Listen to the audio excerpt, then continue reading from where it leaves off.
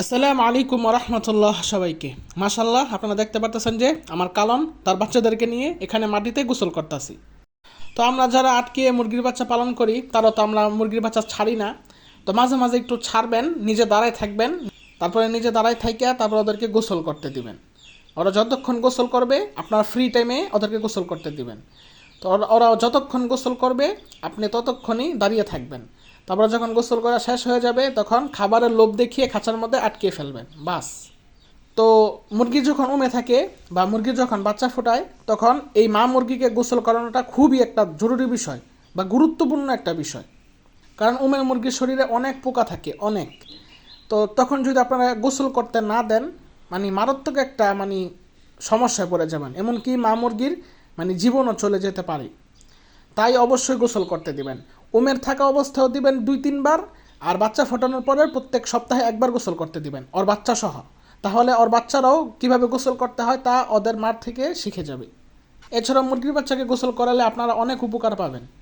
এই মুরগির বাচ্চা যখন গোসল করবে ওদের শরীর ফ্রেশ থাকবে। আমরা গোসল করি কেন? আমাদের শরীরের রিফ্রেশমেন্টের জন্য। ওরাও এমন রিফ্রেশমেন্ট পাবে এবং ওরা অনেক ফ্রেশ অনুভব করবে। প্লাস ওদের যে পালক যদি থাকে, যদি বড় হয়ে যায় তখন ওদের পালকের চকচক যে একটা আছে চিকচিকা ভাব সেটা বৃদ্ধি পাবে, পালক অনেক চকচক করবে। প্লাস যদি মুরগির বাচ্চার শরীরে কোনো উকুন থাকে, এরকম জাতীয় কোনো পোকা থাকে, তো সেটাও ইনশাল্লাহ চলে যাবে। এছাড়াও গোসল করালে আরও অনেক উপকার তো আছে, তো তো আর বলার দরকার নাই। আপনারা সপ্তাহে একবার গোসল করতে দিবেন। তো এখন পর্যন্ত আমি ওদেরকে আর গোসল করতে দেই নাই, এবারই প্রথম।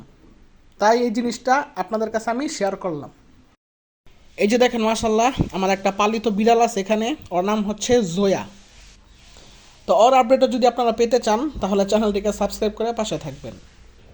তো ওকে আমি অনেক আগে আনছি, ওকে নিয়ে আমার অনেক কিছু ছবি আর ভিডিও আছে, চাইলে সেগুলো আপলোড দিব যদি আপনারা দেখতে চান।